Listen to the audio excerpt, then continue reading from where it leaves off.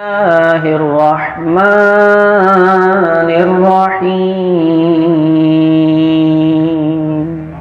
يوم يجمع الله الرسل فيقول ماذا أجبتم قالوا لا علم لنا إنك أنت علام الغيوب قد صدقت يا رب العالمين ان اللہ وملائکتہ یصلون علی النبی بنا وطبیبنا وطبیب قلوبنا وجسادنا وارواحنا وتسکین قلوبنا وتطہیر صدورنا وقرۃ عیوننا وتدریک بیوتنا اعلانا واولانا ومولانا محمد صلی اللہ علیہ وسلم وعلى آلہ وصحبہ وازواجہ واولیاء امتہ وعلماء ملتہ الى آخر الآیہ۔ یوں کر رہے ہیں مدحت سرکار ذوالمنن، یوں کر رہے ہیں مدحت۔ یہ جو میں پڑھنے لگا ہوں اس کی تھیم اگر میں آپ کو بتا دوں تو شاید آپ کی توجہ اور بڑھ جائے گی۔ خطاب اور جگہ بھی ہوتے ہیں لیکن جہاں میری دلی وابستگی اور ایک طبیعت کا میلان زیادہ ہوتا ہے میں وہاں یہ اشعار پڑھا کرتا ہوں۔ یوں کر رہے ہیں مدحت سرکار ذوالمنن، کوثر سے دھو کر لائے ہوں تعریف کا متن، اور پہنا دیا ہو زبان کو ہنر کا پیرہن، سرمد کوہ طور کا غازہ غلاب کا، آغاز نعت یوں ہے رسالت مآب کا کہ پہلے نبی کے عشق کی دولت خدا سے لی، دولت ملی تو فکر کی جرت خدا سے لی، اور جرت ملی تو حسن عقیدت خدا سے لی، اور طرز بیاں کے واسطے نصرت خدا سے لی، اور جرت ملی خیال ملا قلم ملا، یہ سب ملے تب نعت اذن رقم ملا، اور الفاظ دست بست میرے سامنے تھے سب، جانچا ہے میں نے خوب الفاظ کا نسب، تھرا رہا ہے پھر بھی قلم کیا لکھوں لقب کہ میں پیش آفتاب ہوں مثل چراغ شب، کیسے بیاں ہوں مرتبہ عالی وقار کا کہ لاؤں کہاں سے طریقہ میں پروردگار کا، لاؤں کہاں سے طریقہ میں پروردگار کا، کہ جس نہج جس طریقے جس اسلوب سے رب اپنے نبی کی شان بیان کرتا ہے وہ طریقہ ہم کہاں سے لائیں، وہ انداز کہاں سے لائیں۔ سب سے پہلے مبارکباد کے لائق ہیں جناب محترم مکرم سہیل کریمی صاحبزادہ، بہت ہی محنت کش انوائرمنٹ ہے، بہت ہی خوبصورت اور پر رونق عرفانی محفل سجائی ہے۔ اللہ تعالیٰ اس روحانی خانوادے کو مزید برکت عطا فرمائے، اور بالخصوص جن کے سال ثواب سے یہ منسوب محفل ہے، صوفی اختر نقشبندی کریمی رحمۃ اللہ تعالیٰ علیہ، اللہ تعالیٰ اس محفل کی برکت سال ثواب کی صورت میں انہیں بے پناہ عطا فرمائے۔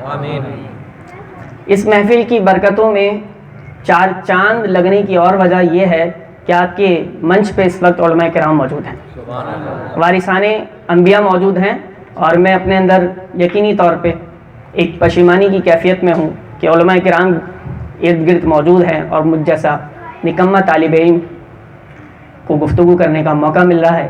یقیناً یہ میرے لیے ایک سعادت کی بات ہے۔ میرے بائیں جانب ممتاز عالم دین اور مفتی ممتاز قادری، اللہ تعالیٰ سلامت رکھے۔ میرے دائیں جانب علامہ ساجد صاحب موجود ہیں، مفتی شعیب صاحب بھی موجود ہیں، اور خلفائے کرام موجود ہیں، اور پیارے پیارے نوجوان موجود ہیں، اور یہ تمام بزرگ موجود ہیں۔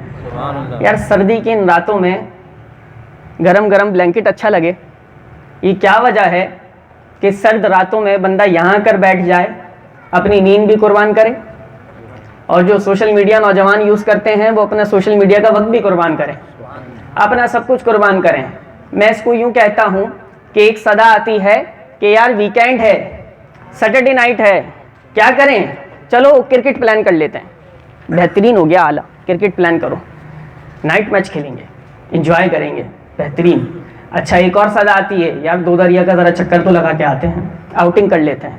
واو کیا پلان ہے آپ کا، چلو بھائی دیوانے نوجوان چلے، دو دریا آؤٹنگ کر کے آ رہے ہیں۔ طرح طرح کی صدائیں آ رہی ہیں اس پرفتن دور میں کہ یار یہ ویکینڈ ہے, اگلے دن چھٹی ہے, آف ہے, بڑا آرام ہے, بڑا سکون ہے, کرنا کیا ہے, آؤ کوئی آؤٹنگ پہ لے کے جاتا ہے, آؤ کوئی نائٹ میچ پہ کرکٹ کھیلنے لے جاتا ہے.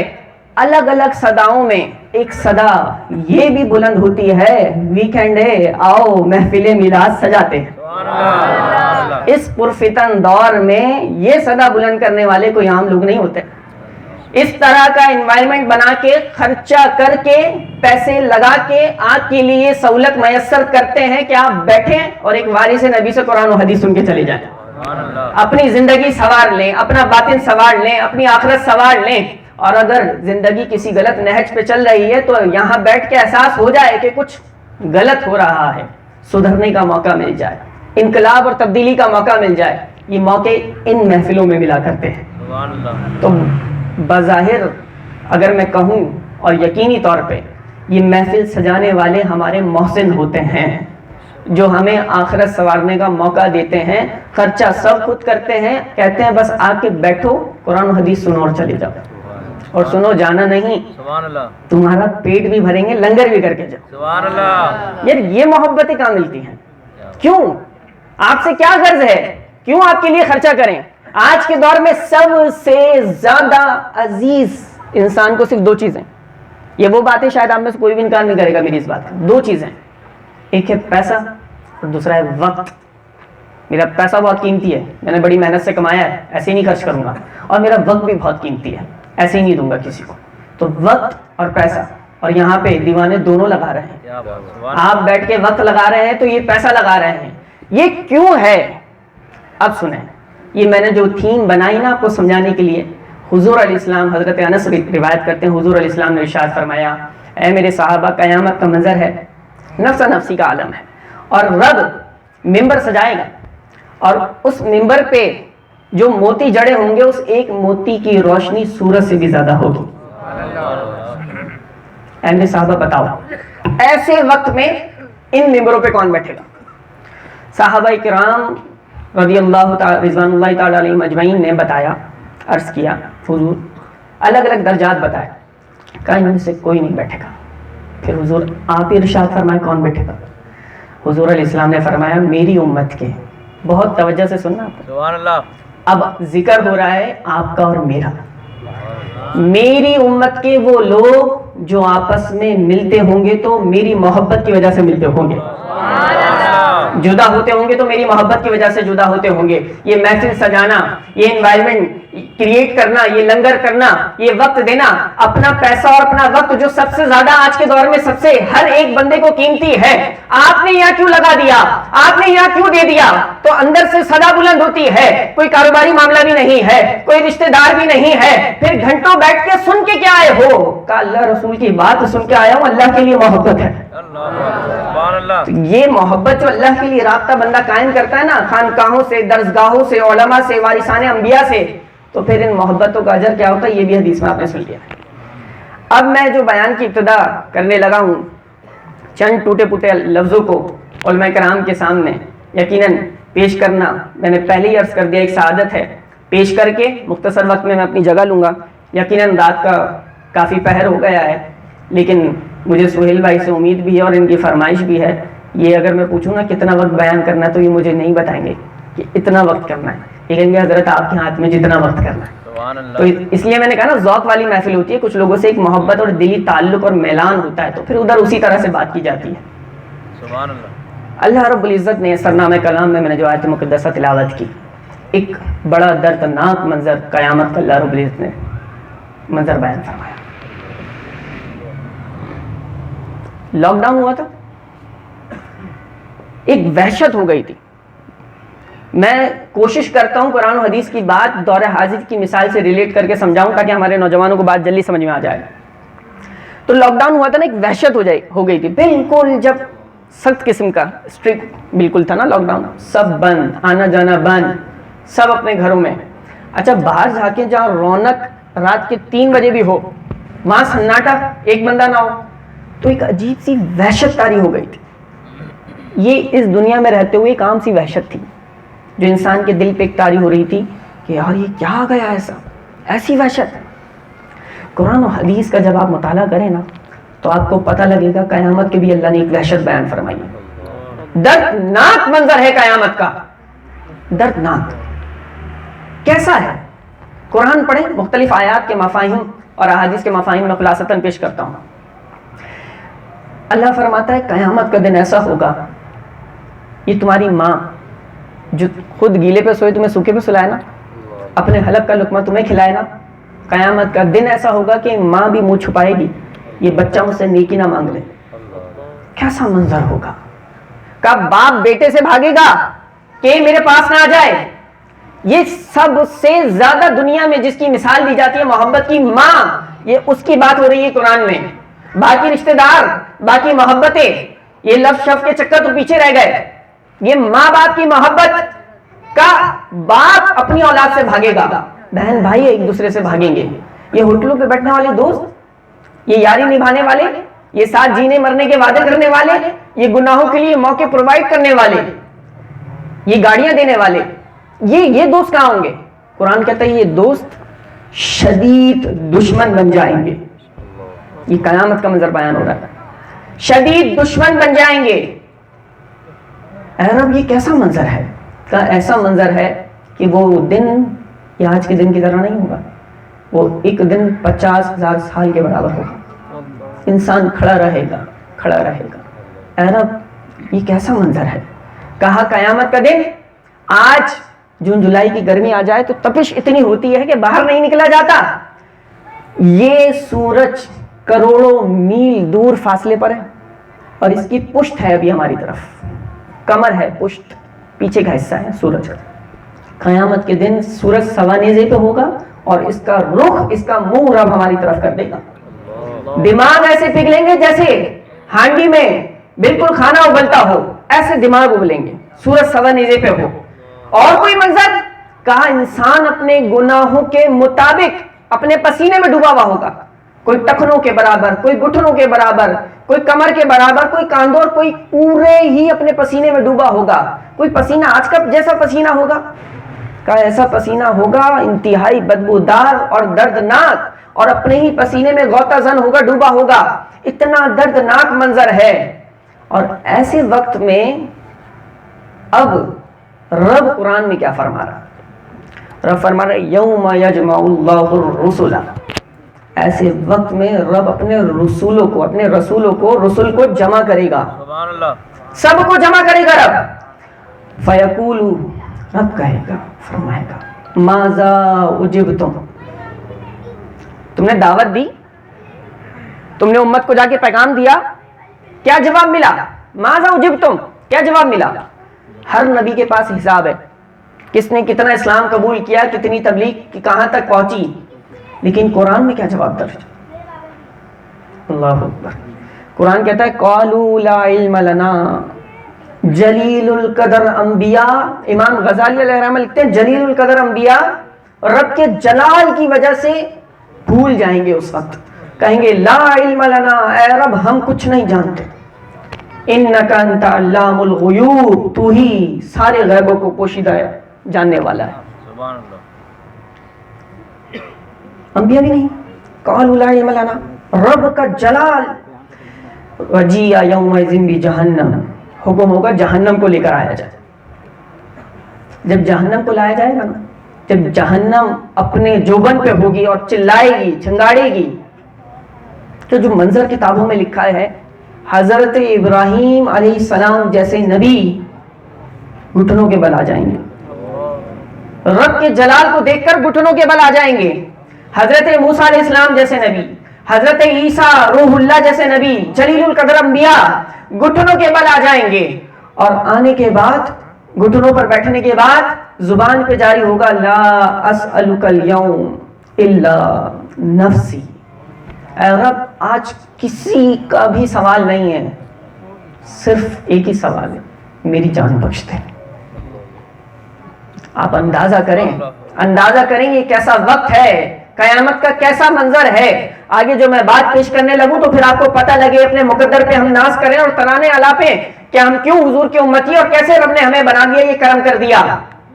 انبیاء بھی گھٹنوں کے بل گرے, لا اسألک اليوم الا نفسی, اور اب کسی کا بھی سوال نہیں، امتی کا بھی سوال نہیں، کسی کا بھی نہیں، صرف میری جان بخش دے۔ حضرت عیسیٰ علیہ السلام عرض کریں گے اے رب میری ماں کا بھی میں سوال نہیں کرتا، صرف میری جان بخش۔ ایسے وقت میں تھوڑی ہی دیر گزرے گی، پھر کوئی لجپال کرم والا آئے گا، سر نیاز مندی سے جھکائے گا اور رب کو یوں منائے گا کہ سارا محشر دیکھتا رہ جائے گا، اور پھر وہ جو 2 آنسو بہائے گا، اور پھر جب میرا محبوب لب کھولے گا تو رب اپنی رحمت کے دروازے کھولے گا اور کہے گا لا اسألک اليوم نفسی، اے رب آج میں اپنے نفس کا سوال نہیں کرتا، امتی میری امت کو بخش دے۔ ایسے وقت میں بھی جو نبی ہمیں نہ بھولا، اور ایسے وقت میں جب منظر ایسا ہو، ماں بھی بھول جائے، باپ بھی بھول جائے، دوست دشمن بن جائے، کوئی پسینے میں ڈوبا ہو، سورج سوا نیزے پہ ہو، انبیاء اپنی جان کی پناہ مانگے، اور آپ کا نبی کہے امتی امتی امتی، اے رب میری امت کو بخش، میری امت کو بخش۔ اوڑھ کر کالی کملی وہ آ جائیں گے، اوڑھ کر کالی کملی وہ آ جائیں گے، ہر پریشان کا دل بہل جائے گا، ہر نظر کانپ اٹھے گی محشر کے دن، مسکرا کے جو دیکھیں گے صلی اللہ، مسکرا کے جو دیکھیں گے صلی اللہ، سارے محشر کا نقشہ بدل جائے گا، مسکرا کر جو دیکھیں گے صلی اللہ۔ اس نبی کے ذکر کے لیے میں اور آپ بیٹھے ہیں، اس نبی کے میں اور آپ امتی ہیں، یہ ہے ہمارے مقدر کی بات، ہمارے لیے اعزاز کی بات، مر مٹ جانے کی بات، یہ وہ جذبہ ہے کہ جس کے نام پہ ہمارے دلوں میں دل دھڑکتے ہیں، سینوں میں ہماری سانسیں جاری ہیں۔ جو نبی ایسے وقت میں بھی نہ بھولا تو پھر ہم کیا کریں؟ یہ محفل جس شخصیت کے حوالے سے ڈیڈیکیٹ کی گئی ہے، ان کے حوالے سے میں ایک موضوع کو لیتے ہوئے مختلف جہات پہ مجھے بات کرنے کا کہا گیا ہے تو میں عرض کر دیتا ہوں۔ ایک آپ کی ذہنی سطح کے مطابق میں اپنی ایک بات آپ کے ذہنوں میں اتارنے کے لیے ایک میں آپ کو حکایت سناتا ہوں، بولے سبحان اللہ۔ سبحان اللہ۔ حضرت سلیمان علیہ السلام اللہ کے نبی، اللہ نے فرمایا تم ذرا سمندر کے کنارے جاؤ اور سمندر کے کنارے جا کر میری قدرت کا نظارہ دیکھو۔ سبحان اللہ۔ آپ سب کی توجہ ہے؟ بولے سبحان اللہ۔ سبحان اللہ۔ اب انشاءاللہ سبحان اللہ بولنے کا ہی مقام آئے گا۔ سبحان اللہ۔ آپ کہیں گے بڑا سنجیدہ ماحول بنا دیا، وہ سنجیدہ ماحول بنانے کی ضرورت تھی تاکہ آپ کو پتہ لگے آپ کے نبی کی انٹری کیسے ہونے والی ہے۔ سبحان اللہ۔ سبحان اللہ۔ حضرت سلیمان علیہ السلام کو اللہ نے فرمایا سمندر کے کنارے جا کے نا قدرت کا نظارہ دیکھو، میرا رب فرما رہے میری قدرت کا کرشمہ دیکھو۔ حضرت سلیمان علیہ السلام حاضر سمندر کے کنارے، کچھ نظر نہیں آیا، رب کچھ نہیں کا سمندر کی تہہ میں ہے۔ اب کچھ باتیں ایسی ہیں بہت بدی ہیں، آپ جانتے ہیں حضرت سلیمان علیہ السلام کو اللہ نے وسیع حکومت دی جنوں پہ، پرندوں پہ۔ ایک بڑے جن کو حضرت سلیمان علیہ السلام نے کہا سمندر کی تہہ میں غوطہ لگاؤ اور دیکھ کیا اور رب کی کیا نشانی ہے، رب نے کس لیے یہ حکم دیا۔ ایک جن نے غوطہ لگایا، واپس آیا خالی، یعنی بھی کچھ نہیں ملا۔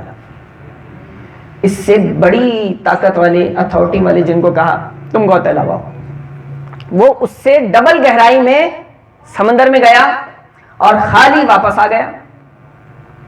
اہل خانہ جو سن رہے ہیں مجھے میں چاہوں گا وہ خاص توجہ رکھیں، کیونکہ جس لحاظ سے منسوب محفل ہے نا یہ ضروری ہے بات سمجھنا۔ تو دوسرا جن جو اس سے بھی زیادہ پاورفل، طاقتور اور دگنی گہرائی میں گیا اور خالی واپس۔ اب عاشق اس بات کو سمجھیں گے اور عاشقانہ نقطہ ہے۔ بلقیس کا تخت منگانا تھا نا، کون لایا تھا؟ قرآن کہتا ہے سبحان اللہ حضرت سلیمان علیہ السلام کے ایک امتی حضرت آصف بن برخیہ لائے تھے۔ کتنے طاقتور جن اتنی سمندر کی گہرائی میں خالی لوٹ آئے۔ حضرت سلیمان علیہ السلام نے آصف بن برخیہ کو کہا اب ذرا تمہاری باری ہے، بلقیس کا تخت تو لے آئے تھے، یہاں پہ بھی ذرا اپنے نظارے دکھا دو۔ یہ حضرت سلیمان علیہ السلام کے امتی کی شان ہے۔ تو پھر حضور کا امتی جو ہو اور عالم بھی ہو تو پھر مفتی بھی ہو تو پھر غوث بھی ہو تو پھر ولی بھی ہو اور سلسلوں کی نسبتیں ہوں تو پھر اللہ انہیں کیا مقام دیتا ہے. آصف بن برقیہ حضرت سلیمان علیہ السلام کا امتی. اب اس کی باری ہے. سمندر کی تہ میں غوطہ ہو جاؤ. سمندر کی تہ میں وہ گیا اور بھرے ہاتھوں واپس آ گیا. کچھ نکال کے لایا ہے. اب کیا ہے؟ رب نے فرمایا قدرت کا کرشمہ تمہیں دکھانا ہے، جاؤ. اب بغور متوجہ ہیں کیا ہے؟ ایک سفید کلر کا بڑا گنبد ہے، 4 اس کے دروازے، کھلے دروازے. سمندر کی تہ میں وہ گنبد، 4 اس کے کھلے دروازے، سفید کلر کا. حضرت سلیمان علیہ السلام دیکھ رہے ہیں. اور پھر دروازے بھی کوئی ایسے نہیں، یونیک اور اسپیشل اور ایکسپینسو. کوئی دروازہ ڈائمنڈ کا، بولے نا سبحان اللہ، ہیرے کا دروازہ، کوئی سونے کا، کوئی یاقوت کا، الگ الگ دروازے. حضرت سلیمان علیہ السلام اب اسے وزٹ کر رہے ہیں نا. رب کا کرشمہ قدرت کا دیکھنا ہے کیا. انٹر ہوئے نا تو دیکھا ایک نوجوان اس میں نماز پڑھ رہا تھا. جیسے سفید گنبد ویسے ہی سفید لباس. نہ وہ نوجوان نمی میں ہے نہ وہ گیلا ہے. یہ دروازے بھی کھلے ہیں. یہ نظارہ کیسا ہے؟ وہ نماز پڑھ کے فارغ ہوتا ہے. حضرت سلیمان علیہ السلام اس سے ہم کلام ہوتے ہیں. یار یہ کیا بات ہے؟ تم کب سے ہو؟ کیا ہو؟ اپنا انٹروڈکشن تو کراؤ ذرا. تو اس نے کہا بات یہ ہے کہ میرے والد محترم معذور تھے اور میری والدہ نابینا تھی اور میں نے ان کی 70 سال خدمت کی. کتنا بڑے اعزاز والا نوجوان ہوگا کہ جس نے 70 سال خدمت کی. اس قدر اللہ نے اسے مقدر سے نوازا. آج تو ایک دن بھی بھاری پڑ جاتا ہے نوجوانوں پہ. نہیں میری چیٹنگ چھوٹ جائے گی، میری گیدرنگ چھوٹ جائے گی، میری ہوٹلنگ چھوٹ جائے گی، بعد میں خدمت کر لوں گا. سنیں 70 سال کس کو سنا رہا ہے؟ اللہ کے نبی کو. اور اللہ کے نبی کو حکم ہے قدرت کا کرشمہ تمہیں دیکھنے کو ملے گا. کہا یا نبی 70 سال میں نے اپنے والدین کی خدمت کی. کہا ملا کیا؟ کہا دعا ملی. دعا ملی. دعا کیا دی تھی؟ کہا والدہ نے کہا اے رب میرے بیٹے کو تو نے لمبی عمر دینی ہے. کہا والد نے کیا دعا دی؟ کہا والد نے کہا اے رب میرے بیٹے کو ایسی عبادت کی جگہ دینی ہے جہاں شیطان بھی نہ آ سکے، سکون سے میرا بیٹا عبادت کرے. کہا پھر؟ کہا دونوں کا وصال ہو گیا. کہا پھر؟ جب وصال ہوا تو میں سمندر کے کنارے آیا تو میں نے دیکھا یہ ایک گنبد تھا، اس کے اندر میں آیا، میں نے نماز کو شروع کر دیا. پھر میں نے منظر دیکھا، رب نے ایک فرشتہ بھیجا، اس نے یہ سمندر کی تہ میں گنبد کو اتار دیا. سمندر کی تہ میں گنبد کو اتار دیا. کہا پھر کب سے کس دور سے اندر گئے ہو؟ کہا اس وقت حضرت ابراہیم علیہ السلام کا دور تھا. حضرت ابراہیم علیہ السلام کا دور. حساب لگایا گیا تو پتا چلا کہ 2000 سال سے وہ سمندر کے اندر تھا اور اللہ کی عبادت کر رہا تھا. جس بیٹے کو ماں لمبی عمر کی دعا دے تو رب 2000 سال بھی عمر کر دیتا ہے. اور باپ دعا دے کہ کوئی ڈسٹرب نہ کرے، ایسی جگہ عبادت کی رب اسے دے تو رب سمندر کی تہ میں اتار دیتا ہے. اور پھر حضرت سلیمان علیہ السلام نے دعا دی اور اس کو رخصت کیا. واپس آصف بن برقیہ نے انہیں سمندر کی تہ میں اتار دیا. اور حضرت سلیمان علیہ السلام نے اپنے حواریوں کو متوجہ کر کے کہا دیکھا والدین کی دعا جنہیں ملے تو رب ایسے بھی نواز دیتا ہے. والدین کی دعا ملے تو صحیح نا، پھر رب ایسے نوازتا ہے. اور والدین کی دعا ملنے سے زیادہ کمال یہ ہے کہ کون والدین کی دعا لے لیتا ہے، کیونکہ دعا الوالدین علی الولد لا یرد دعاء کما قال علیہ السلام. یہ تو والدین وہ دعا کرتے ہیں کہ رب کہتا ہے، حدیث ہے کہ جب رب کے آگے یہ ہاتھ پھیلا دینا تو رب ان کی دعاؤں کو مقبول کر لیتا ہے، رد نہیں ہوتی. یہ والدین جب اپنے بچوں کے لیے دعائیں کرتے ہیں تو والدین کے لیے دعائیں کرنا اور ان کی دعائیں سمیٹنا اور ان کے لیے قابل بننا کہ وہ آپ پہ فخر کریں. وہ آپ پہ کیا کریں؟ فخر کریں. اب دیکھیں محسوسات جو ہوتے ہیں نا والدین کے، قبر میں جانے کے بعد بھی ختم نہیں ہوتے. ایک میں نارمل والدین کی بات کر رہا ہوں، اور جو سلسلے والا ہو، ولایت کے درجے پر بھی ہو، پھر اللہ نے اس کو تو مقامی کچھ جزاگانہ دیا نا. ایک نارمل والد کی بات کر رہا ہوں. قبر میں جانے کے بعد بھی احساسات ختم نہیں ہوتے، فیلنگز ختم نہیں ہوتی. کیا مانا یہ کہ باپ قبر میں ہو، بیٹا دکھ میں ہو تو باپ محسوس کرے گا، دکھ ہوتا ہے. اور اگر یہ نیکی بھی کرے تو وہاں پہ فرحت اور خوشی ہوتی ہے. والدین قبر میں بھی خوش ہوتے ہیں اب یہ اتنا پیارا انوائرمنٹ سجا کے، اتنی خوبصورت محفل سجا کے، ذکر اور قرآن اور حدیث کی بات کر کے جو بندہ اتنا اہتمام کر رہا ہے، اور جس بندے کی طرف منسوخ کر کے صوفی اختر صاحب کی طرف یہ محفل سجی ہے، آپ ذرا امیجن تو کریں نا کہ ان کی روح کو کتنی خوشی ہو رہی ہوگی. سبحان اللہ. لاسٹ ٹائم میری یہاں حاضری ہوئی تھی، میں نے ایک حدیث عرض کی تھی علامہ صاحب، اور حدیث پاک یہ تھی کہ حضور علیہ السلام سے صاحب رسول نے پوچھا تھا، حضور ہم جب اصال ثواب کرتے ہیں تو مردوں کو پہنچتا بھی ہے؟ یہ اتنا اہتمام کرنا، یہ قرآن و حدیث، یہ نعت، یہ بیان، یہ اہتمام، یہ جو ہم اصال ثواب کرتے ہیں، صدقہ کرتے ہیں ان کی طرف سے، یہ پہنچتا بھی ہے؟ تو حضور علیہ السلام نے فرمایا، اے میرے صحابی، جب تمہیں کوئی تحفہ دینا اور وہ تحفہ ملنے سے جو تمہیں خوشی ہوتی ہے، ایسے ہی مردوں کو اصال ثواب سے خوشی ہوتی ہے. ایسے پہنچتا ہے ان کے پاس جیسے کوئی تحفہ آ گیا ہو. جب تحفہ آتا ہے تو دل کو خوشی ہوتی ہے، 10 دوستوں کو بیٹھ کے دکھاتے ہیں اور اسٹیٹس پہ بھی لگاتے ہیں کہ یار یہ تحفہ مجھے ملا ہے، بڑا ایکسپینسو اور یونیک ہے، بڑا مزیدار تحفہ ہے، بڑا شاندار ہے، نایاب ہے. تو یہ ایک تحفے کی قیمت آپ کو دنیا میں پتہ لگ رہی ہے، قبر میں جانے کے بعد اصال ثواب کی بھی یہی معاملات ہوں گے. جب بیٹے کی طرف سے اصال ثواب آئے گا تو پھر ایسا لگے گا جیسے کوئی تحفہ آ گیا ہے، کوئی تحفہ مل گیا ہے. حدیث مبارکہ، نوجوان بیٹھے ہیں توجہ سے سنیں، حدیث مبارکہ، رب قیامت کے دن پوچھے گا کئی سوالات، اس میں سے ایک ایڈریس کرتا ہوں، جوانی کن کاموں میں گزاری؟ جوانی. اور جب تک وہ جوان اس سوال کا جواب نہیں دے گا، رب کے سامنے سے ہل نہیں سکتا. کلیئر حدیث موجود ہے، جوانی کن کاموں میں گزاری. اب میرے نوجوان، میرے بھائی، میرے دوست، احباب جتنے بیٹھے ہیں، وہ سب ذرا اپنے آپ کو اندر سے باطن کو ٹٹولے تو صحیح نا، جانچے تو صحیح نا، اینالائز تو کرے ہماری جوانی کیسے گزر رہی ہے، رب کی بارگاہ میں کیا جواب دینا ہے ہم نے، کیسے جوانی گزری. اللہ پر کیا چیزیں ایڈریس کریں. ایک کیس ابھی سامنے آیا، شاید ہم میں سے کسی کو پتا بھی ہو. کوئی حیدرآباد سے کراچی آیا تو ایک نوجوان نے اسے مرڈر کر دیا. مرڈر کرنے کے بعد اس سے بیانیہ لیا گیا کہ آپ نے کیوں مرڈر کیا، کیسے کیا. نوجوان صحیح حالت میں، ینگ مین، چارمنگ، بالکل گڈ لکنگ ماشاءاللہ، لیکن ذہنی توازن بھی ٹھیک. تو یہ کیا کیسے؟ آپ کے نسل کس نہج پہ پہنچ چکی ہے ہمیں اندازہ ہی نہیں ہے. ہم صرف یہ چاہیں گے کہ محفل میں سبحان اللہ ماشاءاللہ نعرے لگواؤ اور چلے جاؤ. یہ احساس نہ دلاؤ کہ ہماری نسل تباہ ہو رہی ہے، ہمارے نوجوان تباہ ہو رہے ہیں، یہ احساس نہ دلاؤ. پھر محفل اور بیان ہمیں اچھا نہیں لگتا کیونکہ ہمیں کڑوا لگتا ہے. دوائی تو کڑوی ہوتی ہے نا، نفس کو برا لگتا ہے. اس سے پوچھا گیا آپ نے یہ کام کر دیا اتنا بڑا، اس بندے کو مارا، کیوں مارا؟ اس کا بیانیہ موجود ہے. وہ کہتا ہے کہ گیم کھیل کھیل کھیل کھیل کے میرا دماغ اتنا گیم میں انوالو ہو گیا ہے کہ مجھے حقیقت کی دنیا اور ڈیجیٹل دنیا کا فرق ہی پتہ نہیں لگ رہا. میں یہ سمجھ رہا تھا کہ شاید میں گیم کھیل رہا ہوں، یہ بندہ ٹارگیٹ ہے، میں نے مارنا ہے، میں نے مار دیا. جب مارا تو مجھے پتہ لگا تو حقیقت میں مر گیا. کس قدر ہماری نوجوان نسل کے دماغوں کو ہائیجیک کیا جا رہا ہے، اغوا کیا جا رہا ہے، ذہنوں کو غلام بنایا جا رہا ہے کہ گیم گیم گیم کھیل کھیل کے اس کو حقیقت کی دنیا کا اور گیم کی دنیا کا فرق ہی ختم ہو گیا ذہن میں کہ اسے پتہ ہی نہیں ہے کہ یہ کوئی سامنے زندہ انسان ہے کہ کوئی گیم کا ٹاسک چل رہا ہے. ہم کہتے ہیں نہیں ابھی تو تھوڑا ہی کھیلا ہے، ابھی تو بس ایک راؤنڈ ہے، ابھی تو بس اتنا ہے. یہ کتنا ہے اور کیوں ہے اور کیسا ہے؟ دین پڑھیں، دین سیکھیں.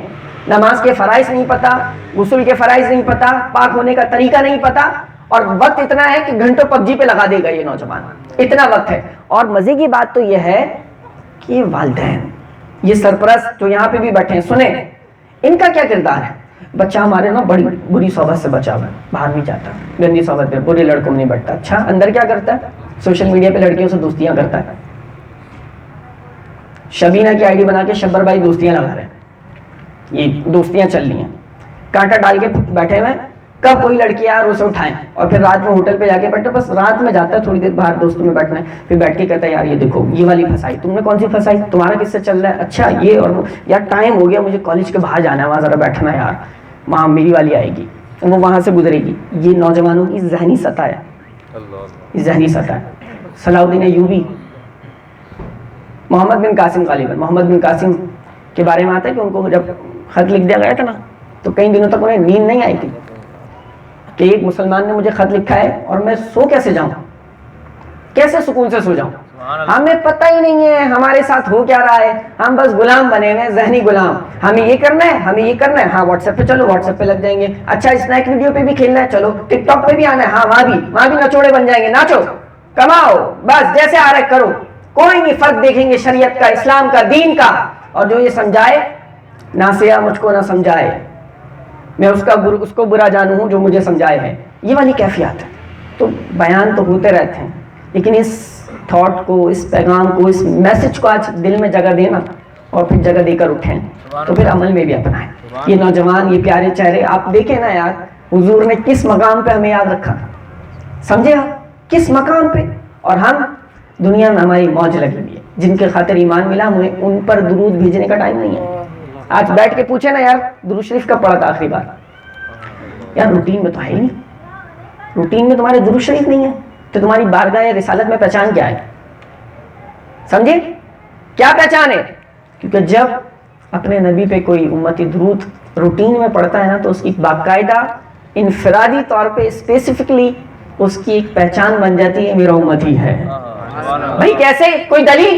حدیث ہے نا، دلیل حضور علیہ السلام کی حدیث، فرمایا جب میرا امتی درود پڑھتا ہے نا تو اس کے نسب کے ساتھ فلاں بن فلاں بن فلاں نے حضور وہاں پہ آپ پہ درود بھیجا ہے. جب حضور کی بارگاہ میں تمہارے نام چلے جائیں گے اور ایک بار نہیں بار بار جائیں گے، تمہارے مسئلے ویسے ہی حل ہو جائیں گے. پھر کسی سے دعاؤں کا اور وظیفوں کا کہنے کی ضرورت نہیں پڑے گی، براہ راست تمہاری پہچان بارگاہ رسالت میں بن جائے گی. یہ وہ پہچان ہے. کنز المال شریف کی روایت ہے. آپ سب کو میرا میسج سمجھ میں آ رہا ہے؟ سبحان اللہ. اب بولیں سبحان اللہ. سبحان اللہ. یہ پیچھے والے بھی بولیں، یہ والے بھی بولیں. ہاں بس سب جاگ رہے ہیں کیونکہ گفتگو سنجیدہ تھی، سبحان اللہ بولنے کا موقع نہیں آیا، لیکن اب سب نے بتا دیا کہ گفتگو ہم آپ کی سن رہے ہیں، میسج کو سمجھ رہے ہیں، دل میں جگہ دے رہے ہیں. کنز المال شریف کی روایت، حدیث قدسی، اللہ تعالیٰ فرماتے ہیں کہ جو نوجوان اپنی جوانی کو اور اپنے حسن کو میری عبادت میں لگا دیتا ہے. حدیث ایسی ہے نا، میں کہتا ہوں قربان ہو جائے. جو انداز ہے نا بڑا خوبصورت انداز ہے. ایک تمثیل سمجھے، بس تمثیل، مثال. ایک استاد کے 10 شاگرد ہو نا، 10 شاگرد، 10 کہتے ہیں یہ کون ہے؟ میرا استاد ہے. لیکن استاد کہ یہ میرا شاگرد ہے، اس کی تو موجیں لگ گئی. یار استاد نے سب کے سامنے کہا یہ میرا شاگرد ہے، اور اگر وہ بطور فخر ایک پراؤڈ فیل کرتے ہو کہ یہ میرا شاگرد ہے تو پھر اور 4 چاند لگ جاتے ہیں. بلا تمثیل بلا تشبیہ سمجھانے کے لیے. اب حدیث سنیں.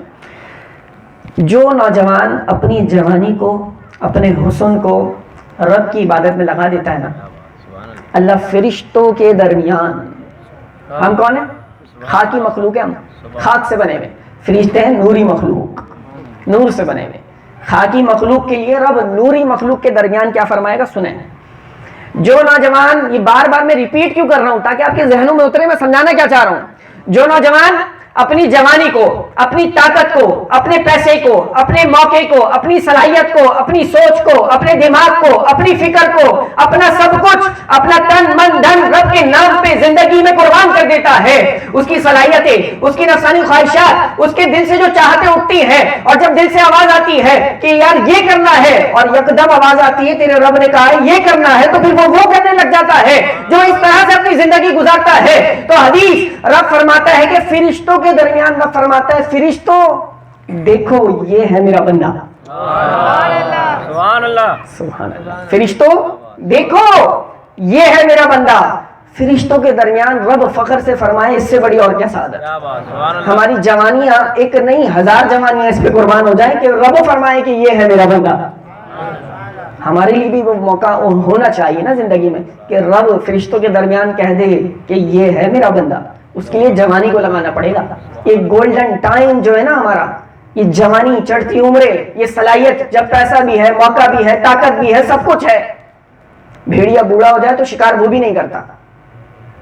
سمجھ رہے ہیں آپ؟ یہ جوانوں کے لیے مثال دے رہا ہوں میں، جن کے دماغ میں یہ چل رہا ہوتا ہے یار ابھی تو عمر پڑی ہے.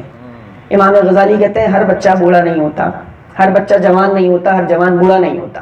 یہ حسرت انسان کو لے ڈوبتی ہیں کہ ابھی تو جوانی پڑی ہے. جوانوں کے جنازے نہیں دیکھے کیا ہم نے؟ تو کیوں سوچتے ہیں ہم یہ؟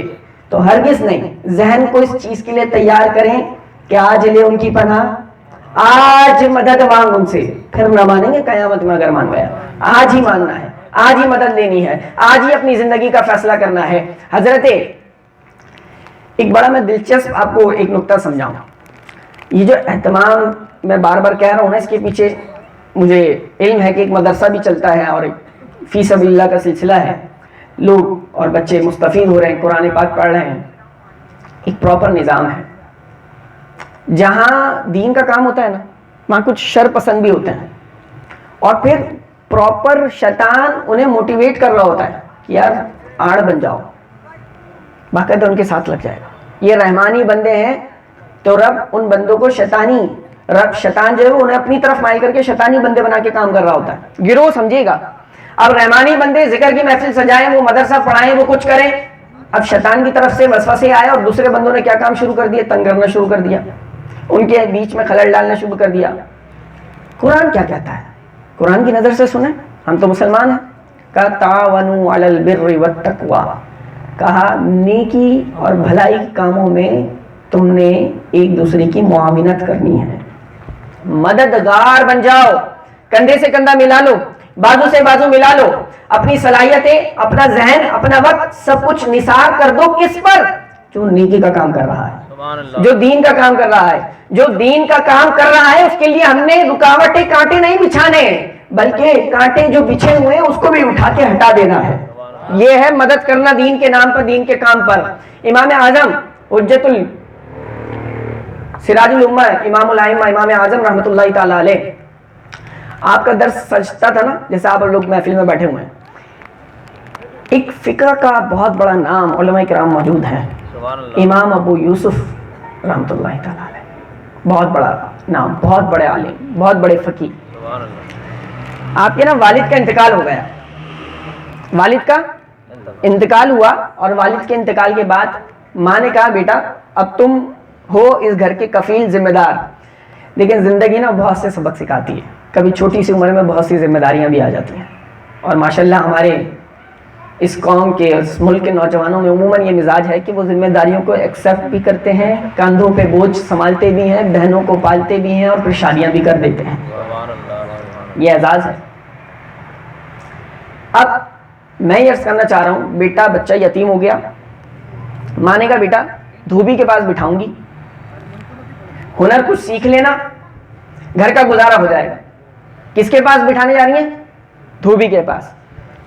ویری ٹیلنٹڈ مین، ملٹی ٹیلنٹڈ شخص، ٹھیک ہے، جینیس جسے کہتے ہیں نا، اسے آپ کہیں کہ کوئی ایسی بس کوئی کام سیکھ لو اور اس کے جینیس ہونے کا آپ کو پتہ لگ جائے قابل بندے کو، تو وہ کہتا ہے یار یہ اتنا جینیس بندہ اپنے آپ کو یہاں ضائع کیوں کر رہا ہے. دل میں پین ہوتا ہے، ایک درد ہوتا ہے سامنے والے کے لیے، یار یہ اتنا اپنے آپ کو ضائع کیوں کر رہا ہے. ہارون رشید بادشاہ تھا نا، خلیفہ ہارون رشید، اس کے دربار میں اس شخص نے اپنا کرتب دکھایا نا. کرتب کیا دکھایا سنیے گا. اس نے کہا بادشاہ سلامت میں کرتب دکھانا چاہتا ہوں، کا دکھاؤ. اس نے ایک سوئی کو کھڑا کیا، دوسری سوئی کو دوسرے کنارے سے پھینکا، اس سوئی کے ہول ناکے سے پہلی سوئی پار ہو گئی، اس طرف چلی گئی. یہ کیسا ٹیلنٹ ہے، یہ کیسی صلاحیت ہے، یہ کیسا دماغ ہے، اس کے پیچھے کتنی پریکٹس ہے، کتنی محنت ہے. کمال کر دیا. کیا کرتب دکھایا ہے؟ ایک سوئی سے دوسری سوئی کے ناکے سے پار. بادشاہ کو کرتب دکھایا بادشاہ کے دربار میں. اب نگاہیں منتظر ہے بادشاہ کیا نوازے گا. بادشاہ نے کہا اس کو 10 دینار جو نا وہ انعام دو. خوشی سے نحال 10 دینار انعام ملا. جیسے انعام ملا نا، بادشاہ نے کہا شرطے سے چلا جلاد سے اس کو نا 10 کوڑے بھی مارو. 10 کوڑے، 10 دینار انعام، 10 کوڑے.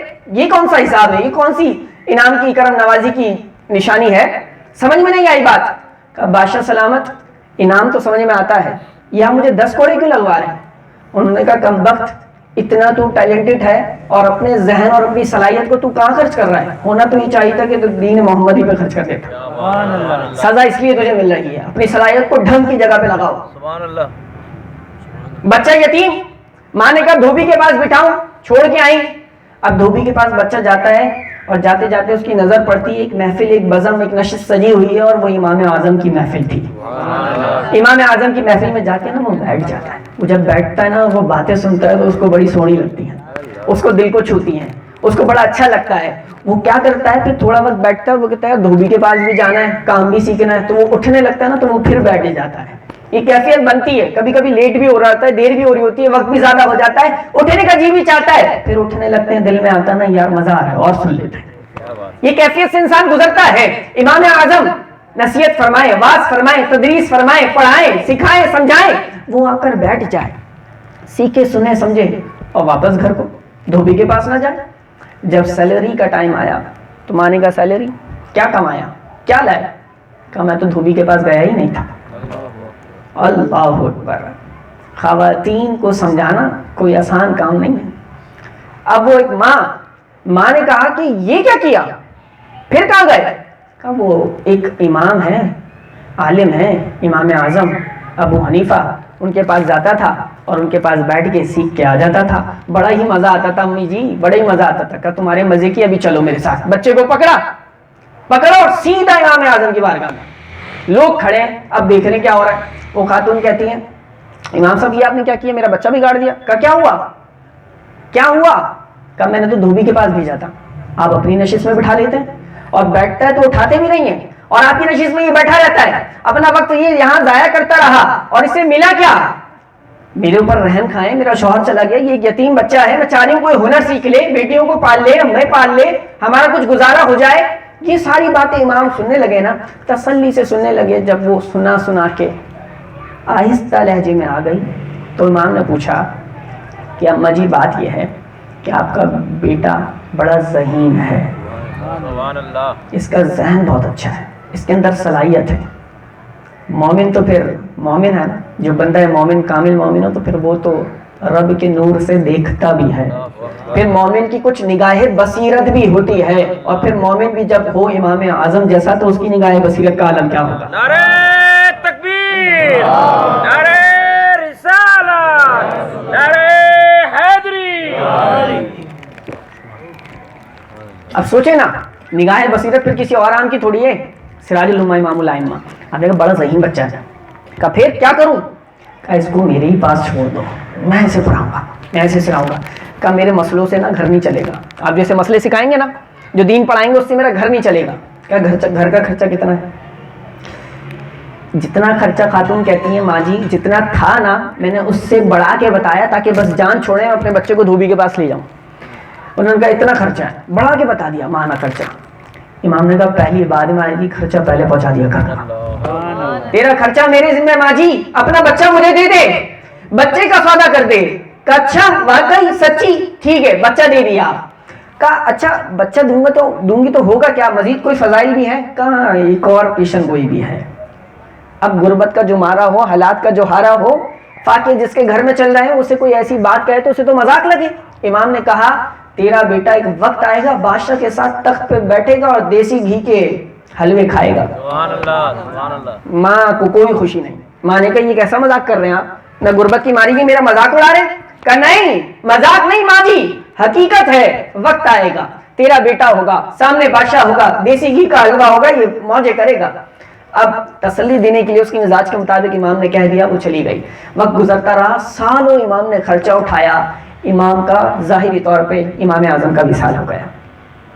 امام ابو یوسف, سبحان اللہ بولے نا سبحان اللہ, امام ابو یوسف کو حکومت کی طرف سے عہدہ آفر ہوا چیف جسٹس کا, قاضی القضات کا. قبول فرمائیں, آپ منصب پہ بیٹھیں گے, حکومتی سطح پہ جو فتوے جاری کرے گا وہ آپ کی ذات ہوگی. سبحان اللہ. ٹھیک ہے, مل گیا, عزت بھی ملی, پیسہ بھی ملا, موقع بھی ملا, سب کچھ. اللہ نے بڑی عزتوں سے نوازا. آپ نے, امام ابو یوسف کہتے ہیں میں نے پھر وقت آیا اپنی والدہ کو خط لکھا کہ والدہ بیٹے کو ذرا دیکھو تو صحیح, رب نے بڑی عزتوں سے نوازا ہے, آؤ چلی آؤ. ماں جو ہے وہ رستے میں آ رہی ہے, اتنے میں ماں پہنچتی ہیں تو پھر ایک منظر ہے جو بادشاہ وقت ہے نا وہ بیٹھا تخت پہ آ کر. بادشاہ کا کھانا آیا تو دیسی گھی کا بنا ہوا حلوہ بھی آیا. جب وہ حلوہ آیا نا تو بادشاہ نے کہا امام صاحب جب تک آپ نہیں آئیں گے میں نے شروع نہیں کرنا ہے, آپ تشریف لائیں. امام تشریف لائے, بادشاہ موجود ہے, دیسی گھی کا حلوہ ہے. وہ جیسے ہی پہلا لقمہ بڑھاتے ہیں سامنے ماں آ کر کھڑی ہوتی ہے. ماں جیسے ہی یہ منظر دیکھتی ہے تو زاروں قطار رونے لگتی ہے. جب ماں رونے لگی تو وہ کہنے لگا بیٹا امی جان یہ تو خوشی کا موقع ہے، اتنی عزت سے رب نے مجھے نوازا، آپ کیوں روتی ہیں؟ اگرچہ اس بیٹے کے ذہن سے یہ بات نکل گئی تھی، ماں نے کہا تیرے استاد کے مجھے جملے یاد آ گئے، دیسی گھی کے حلوے بادشاہ کے دربار میں اس کے تخت پہ بیٹھ کے کھائے گا، وہ منظر آج میں اپنی نگاہوں سے دیکھ رہی ہوں۔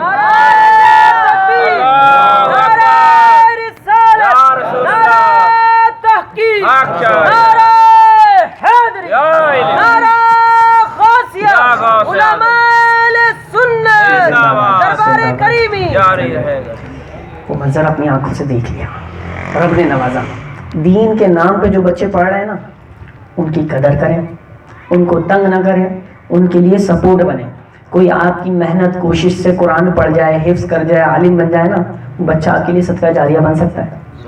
آپ دنیا سے چلے جائیں گے اور وہ آپ کے لیے جو آپ کی دی ہوئی سپورٹ سے، کوشش سے وہ عالم یا مفتی یا قرآن کا حافظ بن گیا نا، وہ جب جب دین پھیلائے گا، قرآن پڑھے گا، آپ کو قبر میں ثواب پہنچتا رہے گا۔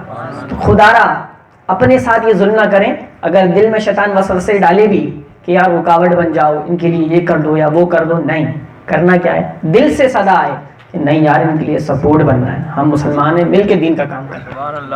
یہ جذبہ پیدا ہونا۔ حضرت عبداللہ بن مسعود رضی اللہ تعالیٰ عنہ گزر رہے تھے کوفہ کے ایک مکان سے نا، ایک گلوکار تھا، سنگر، کیا اس نے گایا، کتابوں میں لکھا ہے، کمال اس کی آواز۔ اب آواز کانوں میں پڑی نا، حضرت عبداللہ بن مسعود رضی اللہ تعالیٰ عنہ صحابی رسول، جلیل القدر صحابی رسول، اب گزر رہے تھے نا، جیسی آواز کانوں میں پڑی، وہ سامنے سے گزر رہے تھے تو دیکھا نا اس کو، نوجوان کو، جب دیکھا نا تو کہا کتنی پیاری آواز ہے، کاش یہ قرآن کی تلاوت میں استعمال ہوتی۔ یہ جملہ نکل گیا زبان سے۔ یہ جو ایک جملہ ہوتا ہے نا، کبھی کبھی پوری تقریر میں صرف ایک ہی جملہ ہوتا ہے جو ہماری ہدایت کا ذریعہ بن جاتا ہے، یہ ایک جملہ ہی کافی ہوتا ہے۔ زندگیاں بدلنے میں کوئی سالوں نہیں لگتے، ایک مومنٹ، ایک لمحہ ہوتا ہے کہ زندگی انسان کی بدل جاتی ہے، دل بدل جاتا ہے، پھر بندہ کہتا ہے اب نہیں، اب زندگی کا فیصلہ رب کی دربار پہ کر دیا ہے، بارگاہ رسالت میں کر دیا ہے۔ پھر بندہ اپنی جوانی کا فیصلہ کر لیتا ہے، اپنی صلاحیتوں کا فیصلہ کر لیتا ہے، اپنی نسلوں کا فیصلہ کر لیتا ہے، پھر اندر سے یہ صدا آتی ہے اور جذبہ آتا ہے کہ نہیں اب میں بدل گیا، بس اب سنگتیں بھی ختم، اب گیدرنگ بھی ختم، اب دوستیاں بھی ختم، ناجائز دوستیاں، یہ ساری چیزیں ختم۔ جب بندہ فیصلہ کرتا ہے، لمحے لگتے ہیں، وہ لمحہ کب آپ کی زندگی میں آ جائے اور اس لمحے کو آپ کب کیش کر لیں، یہ آپ پہ ڈیپینڈ کرتا ہے۔ مولانا رومی کہتے ہیں ایک شخص اس کے گھر میں چور آیا، چوری کرنے لگا، سردیوں کی راتیں، اس کی آنکھ کھلی، چور۔ اب چور دکھے تو کیا کرنا چاہیے؟ چور کو پکڑو، اپنی حفاظت کرو۔ اس شخص نے کہا یار سردی ہے، بلینکٹ گرم، بستر گرم، یہ میرے سامنے تو چوری کر رہا ہے، ابھی یہ پورا میرا سامان سمیٹ لینا، پھر میں اسے پکڑوں گا۔ مولانا رومی میں پھر اسے پکڑوں گا۔ کہا یہ اسی سوچ میں تھا، بستر گرم تھا، نیند کچی تھی، اس کی دوبارہ آنکھ لگ گئی، سو گیا۔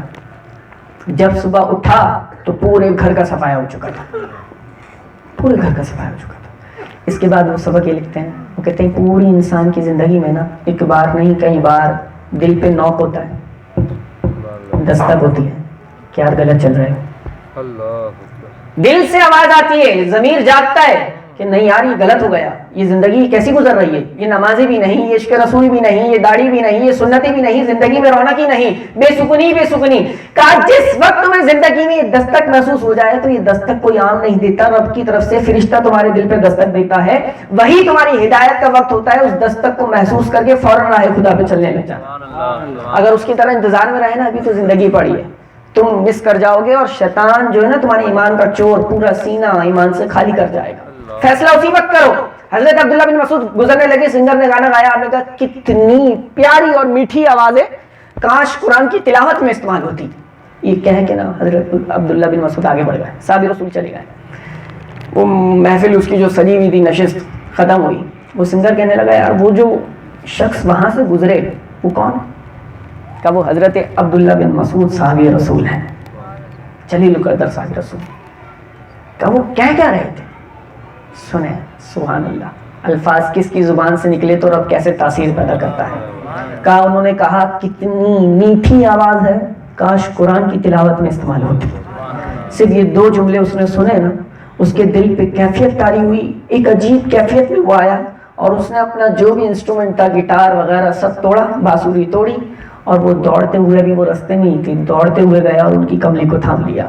کہا میں نے اب گانا نہیں گانا ہے، میں نے قرآن و حدیث پڑھنا ہے آپ سے. اپنی جوانی کا، اپنی صلاحیت کا، اپنی خوبصورت آواز کا سودا رب کے در پہ کر لیا، محبوب کے در پہ کر لیا. ان کے ہاتھ پہ توبہ کی زاروں قطار ہونے لگا. اپنی زندگی کو بدل لیا.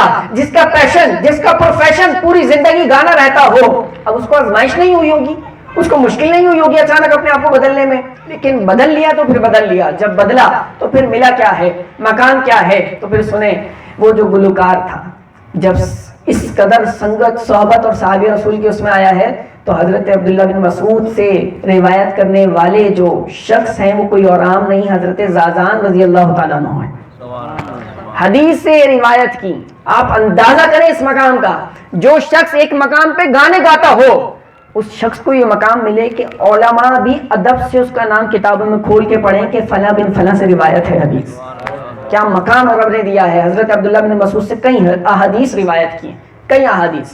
تو سمجھانے کی بات صرف یہی ہے کہ ہم اسی محفل میں، اسی درس میں، اسی نشست میں، اسی مجلس میں اپنی زندگی کا، اپنی صلاحیت کا، اپنے پیسوں کا، اپنا سب کچھ دین کے نام پہ قربان کرنے کا مائنڈ بنائیں، ذہن بنائیں. کیوں بنائیں؟ کیوں بنائیں؟ کیونکہ قرآن کہتا ہے قُلْ إِنَّ صَلَاتِي وَنُسُكِي وَمَحْيَايَ وَمَمَاتِي لِلَّهِ رَبِّ الْعَالَمِينَ. اے محبوب آپ فرما دیجئے، شان تو یہی ہے کہ بندہ کہے میری نماز، صلاتی، ونسکی اور میری قربانیاں، ومحیایا میری زندگی، ومماتی اور میری موت، للہ رب العالمین اللہ کے لیے ہے. یہ ہے مومن کی شان، اس کی عزت، اس کا وقار، اس کی زندگی، کہ سب کچھ وہ رب کی طرف منسوب کر دے اور سب رب کے نام پہ کر دے. پھر زندگی کا مزہ آتا ہے جینے میں، پھر مزہ آتا ہے. نوجوان بیٹھے، میں ایک آخری بات کر کے اپنی گفتگو کو اختتام کر رہا ہوں. ایک بصرہ میں ایک شخص رہتے تھے، کوئی عام شخص نہیں تھے. ان کا نام تھا مسکی رحمۃ اللہ تعالیٰ. کیا نام تھا؟ جو لوگ عطر سے، فریگرنس سے واقف ہوں اسے کہتے ہیں مسکی، کو کہتے ہیں عربی میں مشک. عربی میں مسکی کہتے ہیں، ویسے اسے مشک کہتے ہیں. کیا کہتے ہیں؟ مشک. عطر آپ نے سنی ہوگی نام، بڑا خوشبودار، ہرن کی ناف سے نکلنے والا مشک. اب ان کا نام ہی حضرت مسکی پڑ گیا نا، یعنی خوشبودار انسان. کیسی خوشبودار؟ جس جگہ سے بھی گزرے اور جہاں بھی بیٹھے نا ایسے مہکتے تھے کہ لوگ برانڈ پوچھتے رہ جاتے تھے کہ حضرت کون سا برانڈ یوز کرتے ہیں. کہ یہ وہ برانڈ ہے جو رب کے درمیان اور میرے درمیان راز ہے، تم نہیں جانتے. یار کون سا برانڈ؟ ہم ایک سے ایک برانڈ یوز کریں، آپ کا کون سا برانڈ؟ وہ کہتے تھے بھائی رب کے اور میرے درمیان راز ہے، تم نہیں جانتے. اس راز کو میں کیسے کھولوں؟ کیوں بتاؤں کہ تمہیں کیسے خوشبو آتی ہے میرے بدن، میرے لباس سے؟ کہ حضرت بتائیں. ایک بار جب کچھ نوجوان پیچھے لگ ہی گئے نا، تو حضرت بزرگ کیا کہتے ہیں سنیں. وہ کہتے ہیں، وہ بزرگ کہتے ہیں کہ اللہ قبول فرمائے. وہ کہتے ہیں کہ حضرت مسکی کہتے ہیں کہ میں نا بصرہ میں رہتا تھا اور کپڑے کے کاروبار کی ایک شاپ تھی، اس میں بزنس کرتا تھا، کام کرتا تھا، اپنے ملازم تھا سیٹ کے پاس، باس کے پاس. کا پھر کہا لوگ آتے، طرح طرح کے لوگ آتے، کپڑا لیتے، میں دیتا، وہ چلے جاتے. کا ایک دن ایک خاتون آئی. کا پھر کا اس خاتون نے آ کر کہا سیٹ صاحب ہمیں لینے کپڑے زیادہ اور ہماری شہزادی جو ہے وہ باہر نہیں نکلتی، آپ کی یہاں دکان پہ نہیں آ سکتی، آپ کپڑوں کے ایک نہیں سینکڑوں تھان دے دیں، ہم سینکڑوں کپڑے خریدیں گے اور اس نوجوان کو ساتھ بھیج دیں، یہ ہمیں پیش کرے، دکھائے کپڑے. وہ کہتے ہیں جوانی تھی لیکن میں نے اپنی جوانی رب کے نام کر دی تھی. طاقت تھی لیکن میں نے اپنی طاقت اور رب کے نام کر دی تھی. صلاحیت تھی لیکن میں نے اپنی صلاحیت اپنے رب کے نام کر دی تھی. اپنی جوانی کا سودا رب کے در پہ کر لیا تھا. اپنے ایمان کی حفاظت مجھے آتی تھی. اپنی جوانی کو داغدار ہونے سے کیسے بچانا ہے مجھے آتا تھا. اپنے دامن کو گناہوں سے کیسے بچانا ہے یہ سوچ مجھے تھی. کہا پھر ہوا کیا؟ کہا وہ خاتون کہنے لگی یہ تھان بھی دے دیں. وہ سیٹ صاحب جو ہے، میں ملازم تھا، میری جاب کا مسئلہ تھا. سیٹ صاحب نے کہا جانا تم نہیں ہے. انہوں نے کہا ایک ڈیوٹی نبھانی ہے. میں چلا گیا. میں جب گیا نا تو پھر ایک محل نمائی کا الگ ہی ماحول تھا. کہا کیا ہوا؟ جیسے ہی میں کمرے میں گیا پچھلا دروازہ بند. کا پھر ایک اور دروازے میں گیا، پچھلا دروازہ بند. کا پھر ایک اور دروازے میں گیا، پچھلا دروازہ بند. جیسے کوئی تہہ خانے میں جا رہا ہوں، ہر دروازہ پیچھے سے بند ہوتا جاتا ہے. شہزادی کے پاس لے کے جایا جا رہا ہے، بڑا پروٹوکول ہے بھائی، تھان دکھانے، کپڑے لینے. کہا جب میں پہنچا نا تو وہ منظر ہی عجیب تھا. اسے کپڑے لینے سے کوئی غرض نہیں تھی، اسے تو مجھ سے غرض تھی. وہ مجھے اکسانے لگی، مجھے بہکانے لگی، مجھے اپنی طرف للچانے لگی. تو کہا پھر کہا ہوا یہ، پھر حدیث بھی تو تھی نا، قیامت کا منظر جو بھی شروع میں بیان ہوا نا وہ ذہن میں لائیں. اور ایسے وقت میں حضور علیہ السلام نے فرمایا 7 لوگ ایسے ہیں رب عرش کا ٹھنڈا سایہ نصیب فرمائے گا. ان 7 میں ایک وہ نوجوان ہے کہ جسے گناہ کی کوئی دعوت دے اور اسے گناہ کا موقع ملے اور وہ کہے انی اخاف اللہ رب العالمین، میں تو اپنے رب سے ڈرنے والا ہوں. وہ گناہ کا موقع بنائے نہیں، مانگے نہیں، ڈھونڈے نہیں، گناہ کا موقع لیول دیکھیں، گناہ کا موقع مل رہا ہے، کوئی دعوت دے رہی ہے اور وہ گناہ کا موقع ہوتے ہوئے پیچھے ہٹ جائے کہ میں اپنے رب سے ڈرتا ہوں، ایسے نوجوان کو اللہ عرش کا ٹھنڈا سایہ نصیب فرمائے گا. کئی حدیث بھی گردش کر رہی تھی. کہا پھر آپ نے کیا کیا؟ کہا تہ خانے میں میں بند، پیچھے کمرے بند، محل میں میں بند. شہزادی کہتی ہے میری خواہش پوری کرو ورنہ تمہیں بدنام بھی کروں گی، تمہارے کپڑے بھی پھاڑوں گی، تم پہ الزام بھی لگاؤں گی، تمہاری عزت کو داغدار بھی کروں گی. وہ کہنے لگا میں تو پریشان، اب میں اپنے دل میں اپنے رب سے بات کروں. اے رب تیرے نام پہ اپنی جوانی گزاری، تیرے نام پہ اپنی جوانی میں نے کر دی ہے. اے رب اپنے دامن کو، اپنے ایمان کو گناہوں سے بچایا ہے. اے رب میں یہ کہاں پھنس گیا ہوں، اے رب میں کیا کروں. کہتے ہیں میرے دل میں ایک نا خیال آیا اور میں نے اسے کہا کہ میں تمہاری خواہش پوری کرنے کے لیے تیار ہوں.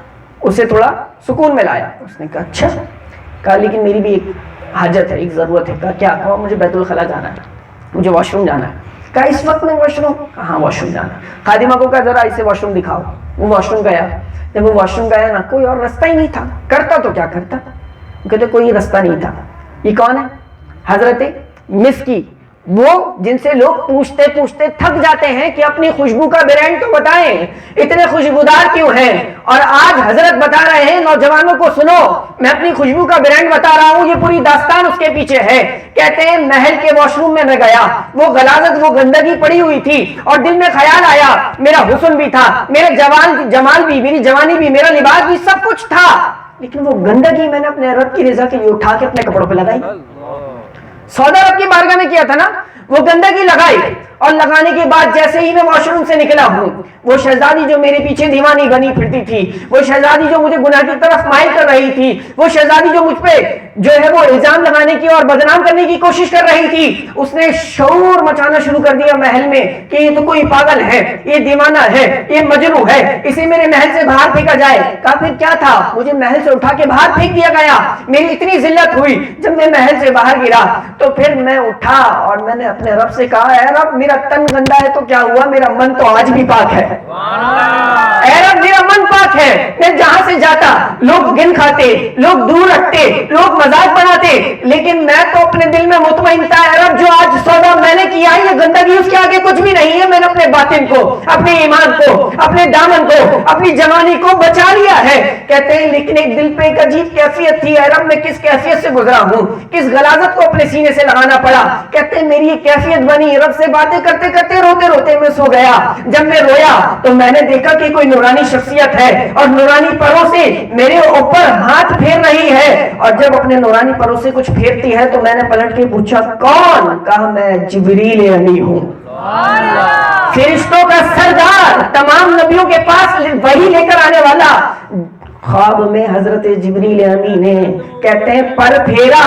وہ دن ہے میری زندگی کا، آج دن ہے میرے بدن سے یہ خوشبو جاتی نہیں ہے. یہ برانڈ یوز کرتا ہوں، یہ برانڈ یوز کرتا ہوں جو اپنی جوانی کا سودا رب کی بارگاہ میں کر دے تو رب یوں بھی خوشبودار کر دیتا ہے، رب یوں بھی مہکاتا ہے اور یوں بھی کرم فرماتا ہے. پوری گفتگو کا خلاصہ جو ہے نا صرف یہی ہے. یہ اتنے نوجوان چہرے علماء کرام موجود ہیں نا. علامہ ساجد مدنی صاحب کو دیکھیں، مفتی شعیب صاحب ہیں، ہمارے مفتی ممتاز قادری صاحب ہیں.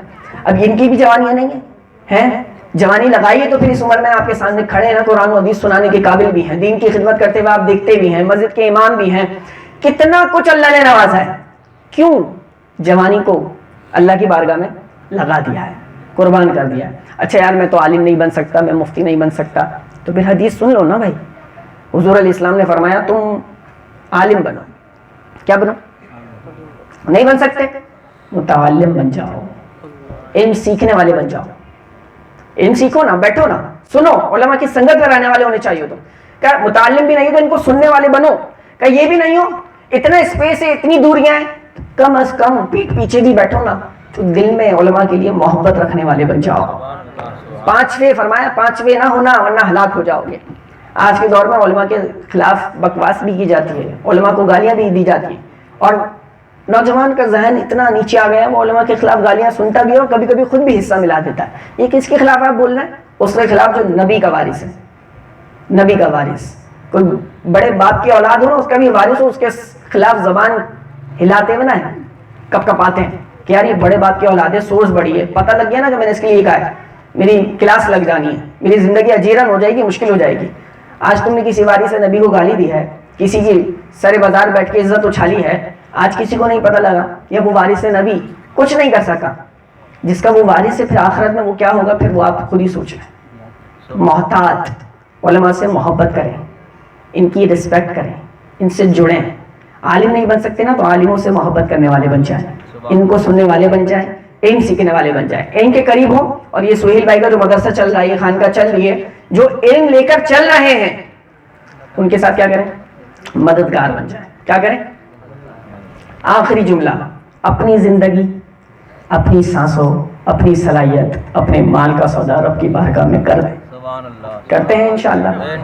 اللہ پاک قبول فرمائے، اللہ تعالیٰ ٹوٹی پوٹی گفتگو قبول فرمائے اور غلطیاں صاف معاف فرمائے۔ وآخر دعوانا ان الحمدللہ رب العالمین۔